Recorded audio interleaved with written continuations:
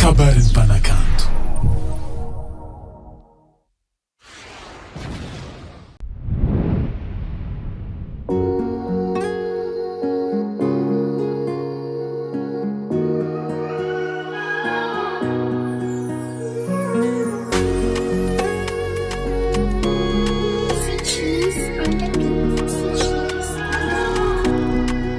Anao retaka agnaty misy faroa, anao za raiky fonay.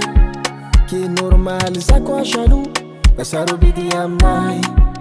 Fitiavako anao mitreky ampoko, maniry agnatiko agny.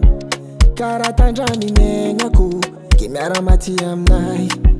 Aza magnay anao fa tapie mon pied, isan'andro atsika kôlekôle oh. Inshallah ka mba vita faye, de mahazo minimo ko bae oh. Agnaranao zaho jamais jamais, fa fitiavako anagona la folie. Tsy mila olonka fa fanao raiky fô, efa mahampy zako baby. Keza tiora, hola hola anao za raiky fôno mavita sy maaraka ny zalanay.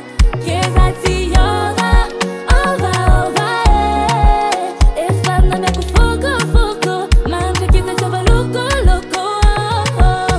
Fainako bea, atiako anao fa za magnay. Misy anao za maeria, kiankilanao zaho tsy ho verifa. Anao io madinika caprice nakay, ary mbola mavita mitandregny anay. Hainako azy le secret jiaby mombana angay tiako anao za magnay anao fa tapie mon pied, isan'andro atsika kôlekôle oh. Inshallah ka mba vita faye, de mahazo minimo ko bae oh. Agnaranao zaho jamais jamais, fa fitiavako anagona la folie. Tsy mila olonka fa fanao raiky fô, efa mahampy zako baby. Keza tiora, hola hola anao za raiky fôno mavita sy maaraka ny zalanay.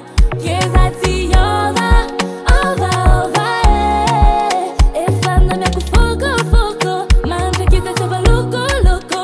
Aza magnay anao fa tapie mon pied, isan'andro atsika kôlekôle oh. Inshallah ka mba vita faye, de mahazo minimo ko bae oh. Agnaranao zaho jamais jamais.